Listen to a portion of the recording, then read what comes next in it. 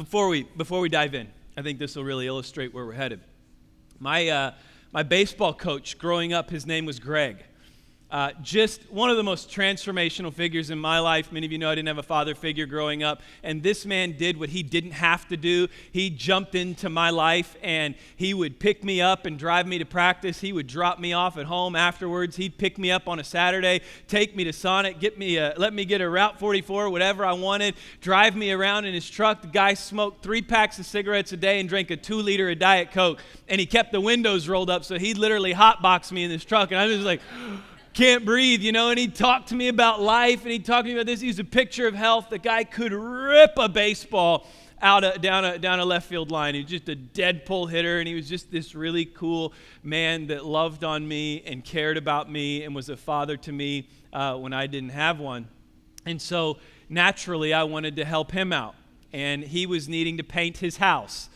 So when he was getting ready to paint his house, he asked some of us if we wanted to help him. And me and a couple teammates of mine, we were like, yeah, sure, we'll help you paint the house, no problem, So we got to his house, and we were painting the thing, and he was just kind of ordering us around, smoking a cigarette, drinking Diet Coke, and he was just, telling us how we were just rolling this thing. And it got to be about lunchtime, and he was like, hey, I'll pay you with pizza. And at the time, we were like, wow, that's a great deal.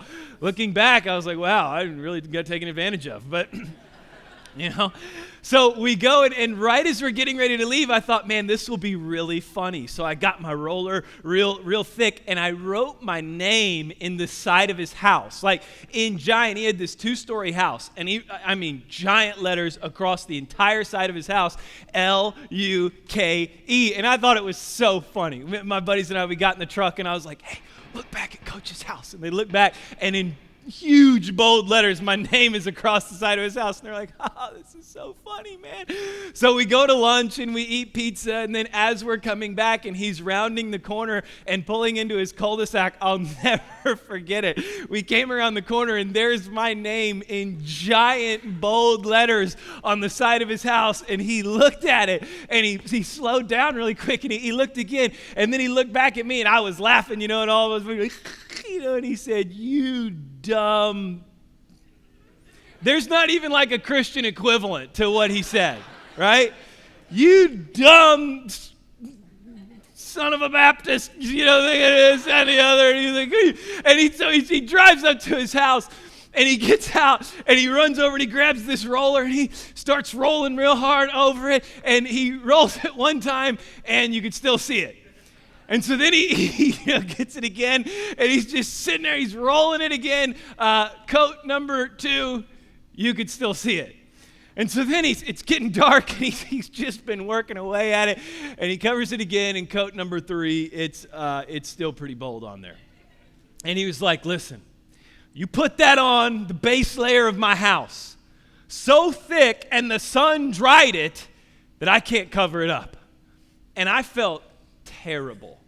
I mean to tell you, I was so, after about the 3rd coat, and I realized, I'm looking at it, and I'm like, wow, yeah, you can clearly see my name in the side of this guy's house.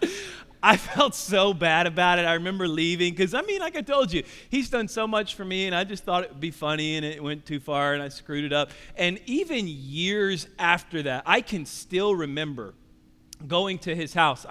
This was like when I was in middle school. After I graduated high school, I remember pulling up to his house, and if the sun hit the side of his house just right, these beautiful bold letters just happened to appear. And I literally just, even to, he and I were talking a couple months ago. He's a huge Chiefs fan, and we were talking about Pat Mahomes, and he said, oh, by the way, and I said, yeah. He said, I was driving home the other day, turned the corner, and guess what I saw on the side of my house? It's like, man, I'm really, really sorry, but these things in our past, they kind of feel the same way. Like our name was attached to something that we did, and no matter how hard we try, and no matter how many times we try to cover it up, or whatever we try to do to make it go away, it's just there are these moments, or there are these things, or there are these thoughts, or there are these songs, or there are these friend requests, or there are these people, or there are these news reports, or there are these things that just bring it up again. And no matter how hard we try, we may just catch a glimpse, and there it is again in the back of our mind, and it's a setback or it's a reminder every time that the enemy tries to shame us. Even a couple months ago, this is 25, 30 years since it happened. I remember he called me and I was just like, golly, my name is still on the side of this guy's house. Like, it's still attached to it. And you forget about it, but then something brings it back up. And then you forget about it again, or you try to cover it up again, or you think it's gone, and then all of a sudden, I may say something, someone else may say something, you may hear a similar story, and all of a sudden, those emotions, those feelings, those limitations begin to rise back up in you again. How do we get past this? How do we move beyond it once and for all? How do we get our name off of that thing? Or how do we remove ourselves from what we continually remind ourselves of in the past? David found himself in this situation. Psalm 51 was him crying out to God when he found himself in an absolute mess. I'll give you the background. It's in 2 Samuel, starting in chapter 11. David had been anointed king. After he was anointed king, he was chased out of town by Saul, comes back after Saul dies, rises up to this place of prominence, and David is this wonderful, bold king, and many of you know the story. It's 2 Samuel 11 and chapter 12 as well. He rises to kingship, and then he sends his army off to war, and it says right in 2 Samuel 11, verse 1, in the spring of the year, when kings normally go out to war, David sent Joab and the Israelite army to fight the Ammonites. They destroyed the Ammonite army and laid siege to Rabbah. However, David stayed behind in Jerusalem. David was where he wasn't supposed to be at the wrong time. He was supposed to be at war, but he didn't go to war. He stayed home. He looked out, and on top of the balcony of a home, he saw a beautiful woman bathing. And he said, "What's her name?" They said, "Bathsheba." And he said, "Bring her here. Daddy wants to meet her." So they brought her to the palace, sleeps with her, gets her. Okay, so he sleeps with her, sends her back home. He's like, "All right, I'm good here." She goes back home. Several months later, he gets a messenger that arrives at his house and says, "Hey, Bathsheba wants you to know something." And he's like, "Bathsheba, who?" "Oh yeah, girl bathing. What about her?" And he said, "She's pregnant." And he said, "Oh, shoot, darn, what have I done?" He said, "She's pregnant, and she wants to talk to you." And so David comes up with this brilliant plan that he's going to get her husband, Uriah, and he's going to bring Uriah back from war, and he's going to convince him to go sleep with his wife. Cover it up, right? We make the mistake, and then we take every effort we can to cover it up. So Uriah comes into town. He says, "Uriah, you're such a great warrior. Go home, sleep with your wife. Let me know how it goes." Uriah's like, "That's weird, but okay." And so he goes and he winds up sleeping outside of the king's palace. And David comes to him and says, "Why didn't you go home to your wife?" And Uriah says, "My men are out there." You talk about honor. "My men are out there fighting and putting their lives on the line. Who am I to go home and enjoy my wife when my brothers are at war? I'll wait till the war's over." David tries again. This time gets him drunk, sends him back home, but he doesn't go home. So then David says, "All right, I got her pregnant. I can't cover it up. What's the next best thing? I'll kill her husband." So he writes a letter, and he says, "I need Uriah to die." And he hands it to Uriah, and he says, "Deliver this to the commander of the army." The commander of the army gets the letter. He opens it up. It says, "Put Uriah on the front lines of battle." He says, "Uriah, you're on the front line." Uriah, man of honor, says, "I'll take on the challenge." Charges the wall. He's killed. Word gets back to David, Uriah's been killed. David's thinking, okay, situation's over. Handled, crisis averted. I'll figure out the love child later, but here's where we're at. Got it going. He goes on living like this, right? Until a man named Nathan comes to David. And Nathan says, "Great king, can I tell you a story?" David said, "Yeah. Sure, tell me a story." And he said, "There was this really rich man in our neighborhood, and he took advantage of another man's wife while that man was away, and he kept that man's property, and he tried to manipulate that man." And David says, "Who is this man? I want his head. Throw him in jail." And Nathan says, "You are that man." And David says, "Oh my goodness, I realize what I've done." And in 2 Samuel verse 12, understatement of the century, 2 Samuel 12 verse 13, "Then David confessed to Nathan, I have sinned against the Lord." wow, I think I've really screwed something up. Had an affair, got her pregnant, tried to cover it up, couldn't do it, killed her husband, acted like everything was normal, and here we are. What do you do when you find yourself in a situation like that? When you look back on your actions or you look back on the things that you have done and you realize, you come to the realization of, wow, I may have done some things I shouldn't have done. I may have really screwed this up. I may have done exactly what David did. I may have really crossed the line here, and I may have really sinned against God. What do? The good news is we have a blueprint.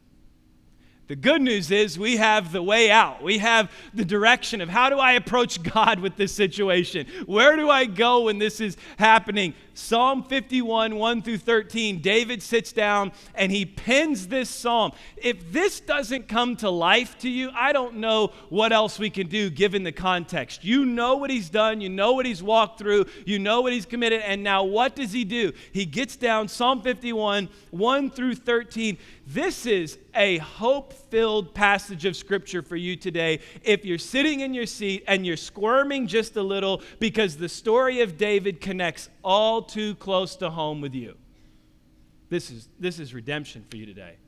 This is hope for you today. This is life for you today. How do you approach the Lord? Psalm 51, 1 through 13. Have mercy on me, O God, because of your unfailing love. Because of your great compassion, blot out the stain of my sins. Wash me clean from my guilt.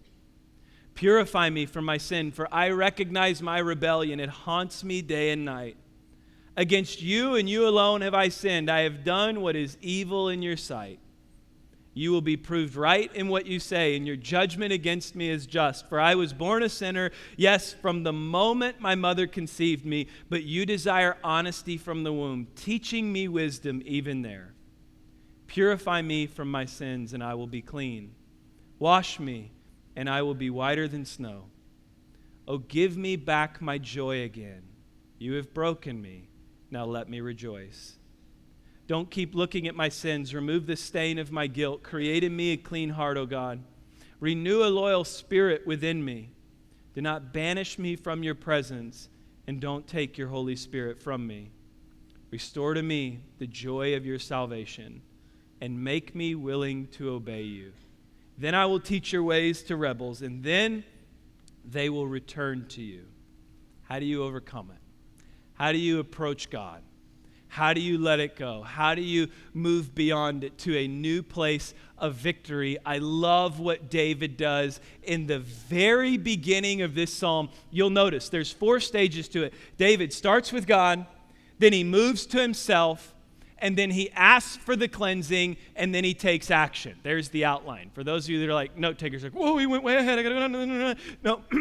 We'll walk through it now. But what do? How do you approach it? Look at where David starts. Psalm 51, 1 through 2. Have mercy on me, O God, because of your unfailing love. Look at where he's directing everything towards. It has nothing to do with him. He's starting with God. Because of your great compassion, blot out the stain of my sins. Wash me clean from my guilt. Purify me from my sin. David turns to and acknowledges God as the only one who can fix what he has got himself into. This realization is critical for you if we're going to come beyond our past and beyond our sin and beyond our rebellion and beyond whatever we've done that the enemy tries to remind us of. We have got to realize that God is in the business of fixing things. Come on. We have got to realize that God is in the business of fixing things. Little more life. Here's the challenge, though. I honestly think we get so caught in this view of God that he is disappointed in me, he is upset with me, he's looking down on me. All he wants to do is remind me of how inadequate I am to be in his presence and in his house, when in fact the actual opposite is the truth about God, but we limit what God can do based on what we have done. God is beyond that. God is bigger than that.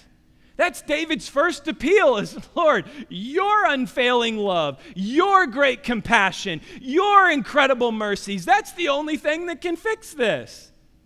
We have the wrong view of God. My friend, I won't use his name because of how crazy he gets in this story, but he's a good friend of mine, and we were moving some equipment out of his garage, and he was pulling a trailer. It was an enclosed trailer, and it had barn doors on the back of it, right? And so I helped him put it in there. I was going to help him unload it, and when we were driving, he pulled out in front of some guys, and these guys started, just honking, pulled up real tight on his, and I've told you before, I hang out with Christians, but I run around with some guys that are barely saved. And this I'm like, this dude better tone it down or we're going to have a David situation on our hands, like he's going to lose it and someone's going to disappear. And so he's honking, just, and then he like pulls over, so you can see him in your mirror, and he starts flipping his lights at him. And he's just beep, beep, flipping his lights. And then he starts going like this to my buddy, telling him to pull over. And my friend he's trying because he's got a preacher in the truck, but he's like, this guy's going to, and he's like, oh, fine. You want me to pull over? I'll pull it over. And he starts pulling the truck over. And I'm like, dude, calm down. Like, remember who I am. I can't be in the paper. Like, we got to calm this down, like, please. And he's pulling over, sure enough, pulls over in this gas station, and the guy's pulling over too. And I'm like, great. And I'm like, what are you going to do? He opens up his center console, and there's a pistol in there. And I was like, no. Like, really? Tell me you're joking right now. And he's like, well, what if he has one? And I was like, just don't get out of the truck. Let me keep driving. He's like, no, I'm going to talk to this cat. And so he gets out, and he comes walking back there, and this guy gets out of his car, and I was like, oh, my goodness. I get my camera ready, and I got to stay out of this.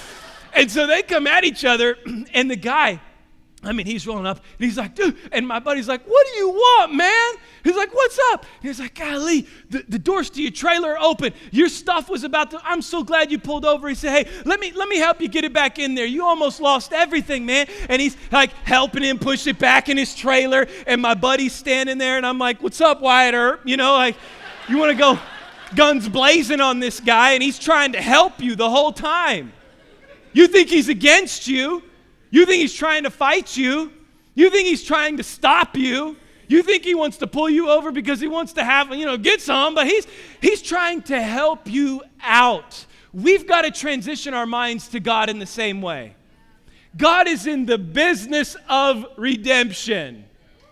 God is not honking behind you right now, telling you, hey, you're in church. What are you doing here? Don't know why you're here. Why are you worshiping? You got a lot of stuff in your past. He is saying, embrace me. Exalt me. I want you here. Recognize my desire is relationship with you. Let me read you these passages. Luke 19:10 says, for the Son of Man came to seek and save those who are lost. It was the purpose. The reason Jesus came was to seek and save. He's looking for you, and he wants to save you. 1 John 4, verse 14 says, furthermore, we have seen with our own eyes and now testify that the Father sent his Son to be the Savior of the world. God is in the business of redemption, of new life, of transformation, of freedom, of overcoming, of victory. I love this passage, 1 Peter 2:24. He personally means you and me. This wasn't one large sweeping move. This was me. This was you. This was your sin. This was my sin. Every single one of us, our sin. It says he personally carried our sin in his body on the cross so that we can be dead to sin and live for what is right. By his wounds, you are healed. He's not trying to nail you to a cross for your past. His Son has already gone to a cross for your past. He's trying to draw you in. He's trying to welcome you home. Where does David start when he's dealing with this mess? With the unfailing, unconditional love and mercy of God. And recognizing that, Lord, only your love can bring restoration here. Only your mercy, only your grace, only hope in you can fix this. And now watch this transition. He starts with God, and then he goes directly to himself. Key piece here. Psalm 51, 3-6. For I recognize my rebellion. He gives God all the glory. He praises God's ability, and then he takes accountability. It haunts me day and night. Against you and you alone have I sinned. I have done what is evil in your sight. You will be proved right in what you say, and your judgment against me is just. For I was born a sinner, yes, from the moment my mother conceived me, but you desire honesty from the womb, teaching me wisdom even there. Anna and I, which, by the way, she sends her love. This is a second weekend in a row she has been out of town. Poor planning. How do we spring on a grandma's 90th birthday? Thank you. You get guilt-tripped into those things, you know. It's like, hey, your grandma's 90th. We were surprised she made it to 90. You probably ought to come into town. God bless them all. We love them all. My grandma's the coolest about that. My grandma's like, I want to go see my husband. I hope I don't see next year. My husband's in heaven. I want to go to heaven too. Like, I'm out of here. But she's got a 90th in October, so I'll see how that works out. But anyways, Anna's out of town. I love my grandma. She watches every single week. Turn the hearing aids down for that part, and then, no. I'm just kidding. You think I'm mean to old people. My grandma and I, we go back and forth about this all the time. But anyways, how do we get on talking about grandmas and old people? I love them. Anna's out of town, and so this is my second weekend alone, and Anna and I, we could not be more opposite. We are just completely 100% different, and that's a good thing. That's part of what makes us a great team, but it's also, you've heard that phrase, right? Opposites attract, opposites also attack. It can happen. Opposites can attract, and it can be great, and opposites can attack, and it can be like crazy. I think she says she's a 7 on the Enneagram, and I'm an 8, and why are we even talking about the Enneagram scale again? I hate this thing. She loves it. There you go. We're opposites. It's just totally different. I like a plan. I like to be dialed in. I like to know what's going to happen. I like to have it all laid out. She thinks plans are limitations. She's like, well, if we have a plan, we may miss out on the opportunity to have this spontaneous fun here. Like, she wants surprises, and I hate surprises. She's like, hey, are you going to surprise me for my birthday? And I was like, oh, yeah, I'll do it. When it's my birthday, I'm like, I don't want to slide on the screen at church. I don't want to walk into a room of a bunch of screaming people I don't know about. I do not want a surprise. We're opposites there. It's how it works. When she met me, I was eating the same thing every single day for food. I ate the same breakfast, 6 egg white omelet with a piece of toast, ate the same lunch, chicken breast with brown rice, ate the same dinner, chicken breast with broccoli. I used to actually eat healthy. Now I just eat Oreos until I pass out. But I ate the same exact thing all the time, right? She will be midway through making dinner and be like, you know what, this doesn't sound good anymore. I'm going to go to Taco Bell. You guys can eat this, or I can pick you up some burritos. Just let me know what you want to do. I'm like, what are we doing? This was dinner 5 minutes ago. Now it's leftovers. Like, what? Where are we at right now? It's like she likes thin crust pizza. I'm like, what's the point? Can we, if I'm gonna eat pizza, I want some crust on that thing. She likes to sleep with the blankets completely over her head, and I wake up in the middle of the night, think I'm suffocating. I'm like, I can't breathe air. It freaks me out. There's something about it. That is my thing. I do not breathe air. I don't share air with other people. It's just not the way things work, right? So we're so opposite, and it's really good sometimes, like I said, but then sometimes it can be crazy. And we got into this crazy cycle where I wanted this, and I wanted this, and I wanted her to be like this, and she wanted me to be like this, and I wanted her to, have more of a plan and have more of a structure, and then timing is everything, and we can't be late anymore, and she wanted me to lighten up and just chill out and relax, and not everything has to be a list and a plan and all this stuff, and so we got into this place where I was so wound up about what I wanted from her that I was withholding and forgetting about what I was willing to do until I got what I want.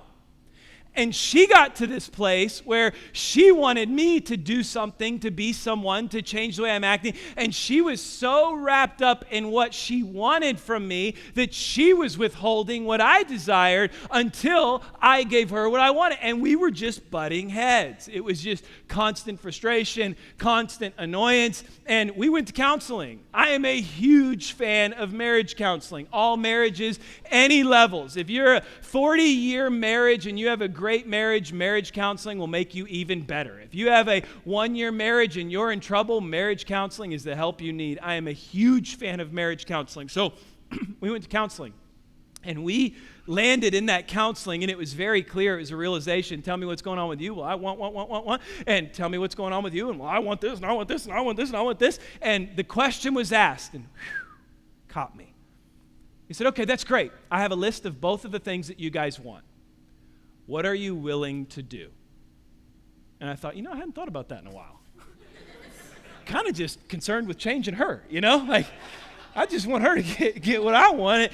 And when he asked that question, I was so caught, and so was she, that we made a commitment right there. We took hands, and we said, you know what? Here's how we're going to approach this from now on. I'm going to be more concerned with what I'm willing to do than what I want from you.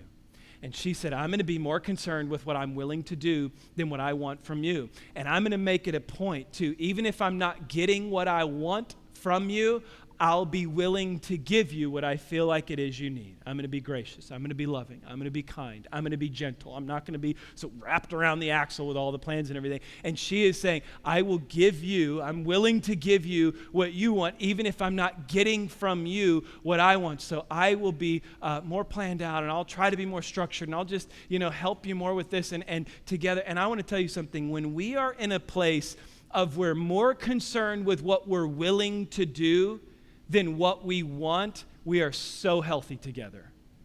When we get so wrapped up in what we want that it clouds what we're willing to do, that's when everything begins to become annoying and frustrating and chaotic.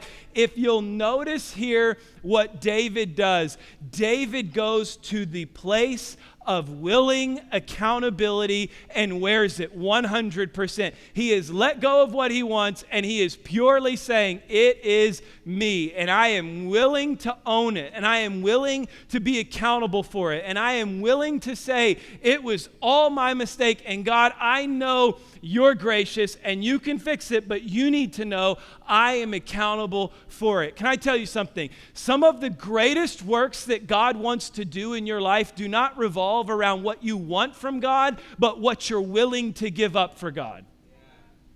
It's not all about, God, I want this, and I want this, and I want this, and I want this. He is asking you, well, what are you willing to give up? What are you willing to be accountable for? What are you willing to own? Do you see what happens here? David credits God's ability to move, to save, to heal, to restore, to forgive, and his mercy. And then he comes to a place where he's willing to be 100% accountable for it. And when you have God's ability meets your accountability, that's when things begin to happen. That's when transformation begins to move. You see, oftentimes we get stuck in one or the other. It's like, I know God has the ability. I know God has the ability to move. He's got the ability to transform. He's got the ability to restore. But me, I'm just, I'm perfectly fine. I didn't do anything. I mean, they started it, and they brought it on me. And I was part of it, and I may have done this and that. But really, it's all their fault, and we're not willing to be accountable. Or the opposite is true.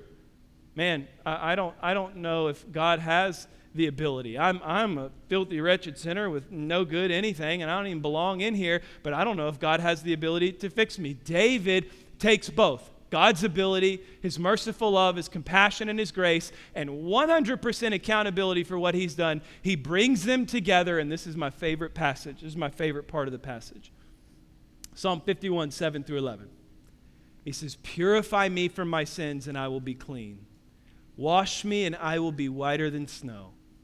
Oh, give me back my joy again. You have broken me, now let me rejoice. Don't keep looking at my sins. Remove the stain of my guilt. Create in me a clean heart, O God. Renew a loyal spirit within me. Do not banish me from your presence, and don't take your Holy Spirit from me. I love this idea. Verse 7 there, if you guys have it. In another translation, it says, purge me with hyssop and I will be clean. The purging with hyssop it was a leprosy anointing that priests would give people. So when he says, purge me with hyssop and I will be clean, if you had leprosy in Levitical times, you were banished outside. You were thrown outside of the city. And when you wanted to come back into the city, the priest had to check you. And when the priest checked you and he saw that there was no more leprosy, he would take hyssop and he would anoint you with hyssop. And you entering into the community with hyssop on you was an indication to everybody else that what was once untouchable is now touchable again. Let's go back to David. David is saying, purge me with hyssop and make me clean. Make me touchable again. Lord, what I did was untouchable. It was a mess. Make me touchable again. Bring me to a place where I'm welcomed in again. Bring me to a place where your cleansing grace can do this. I think of my daughter. She was swinging the other day outside in our backyard and she wanted a popsicle. So I gave her this strawberry fruit popsicle and it was like 200 degrees outside. So the second she has it, it's melting, everywhere. And she would take a bite of it and it was just running down her face. She looked like a vampire. It was like, and she had this red just covering her, and it was down her hands and down her arms, and then she was playing in this sand pit that we had, and it was disgusting, and it was sticking to her, she got popsicle residue everywhere, so she got sand stuck all over her and popsicle, and there's this little mud puddle right at the bottom of the slide, or at the swing, because she likes to swing and kick it, and she fills it with the hose, and she was going over to the swing. She's covered in popsicle, she's covered in sand, she goes to sit down, it's a hammock swing, and there's like a special place in my heart for when my kids do something that's like, they get hurt but not bad and it's funny, and she misses the hammock and it just swoops her legs up and she dunk and just does a little backflip into this puddle, and I was like, and she started crying. I was like, oh no, I'm so sorry, baby. And she stood up and she said, Daddy, and she starts walking towards me and I was like, oh, you're really dirty, and she's like, Daddy,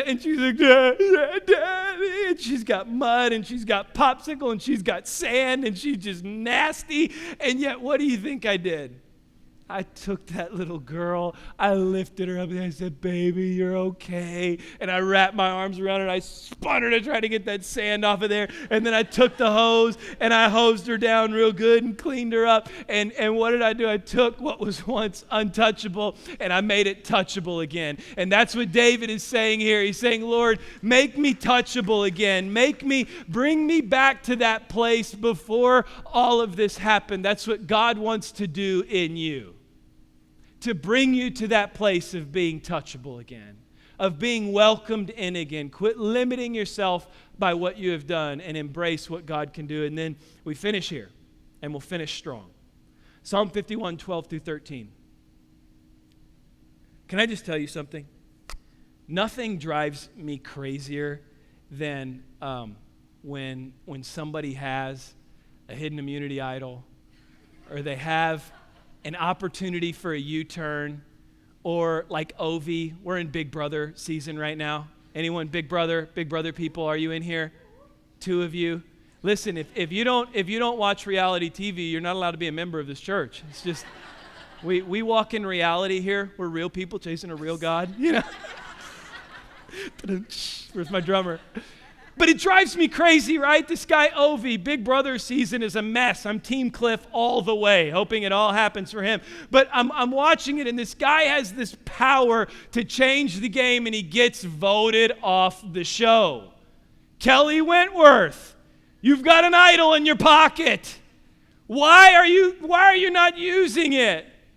You run into it. It's these people on these shows, they get these advantages in these games that they're competing in, and it is an advantage to change the entire game. The problem is they don't use it, and they go home with it in their pocket. Nothing drives me crazier than when somebody has an advantage they don't use and they go home. Okay, back to Psalm 51. 12 through 13. Restore to me the joy of your salvation, and make me willing to obey you. Walk home with this. Psalm 51:13. Then I will teach your ways to rebels, and they will return to you. What was David? A rebel. What did David do? Whatever he wanted. Then he turned to God. And God turned to him, and he was accountable, and he was restored, and he was cleansed, and he was made touchable again. But he didn't stop there. What did he do? He said, God, now that you have done this, I'm going to do something for you. If you don't use what God has brought you through, the enemy will continue to limit you by it. He'll remind you of it. He'll pull you back down. But when you start saying, you know what? God brought me through this, and since he brought me through this, I'm going to use this to help somebody else. I'm going to teach a rebel your ways. You know what? I made a mess of my marriage, and then I got my marriage back on track, and now I'm going to become a marriage mentor, and I'm going to help somebody through this. You know what? I had a prison sentence, and I got into some trouble, and now the Lord has transformed my life, and I want to find somebody in that same situation, and I want to sow into them, and I want to encourage them, and I want to pull them out of something, and I want to be able to sit down across from them and say, hey, you know what? I've been where you are. I've done what you've done, and let me tell you what Jesus has done for me. We don't just stop with the mercy and the grace and the goodness of God to transform me and forgive me, but we go and we do something with it. We use it for his glory. You've got a story. You've got a testimony. I'm not afraid of your past. I don't care what it is. I want to know what God's done now. I want to hear about the transformation that's taken place. And then I want to know what you're doing with it. I want to know who you're encouraging with it. I want to know whose life is being uplifted because they're where you're at and they're just waiting for you to say, hey, been there.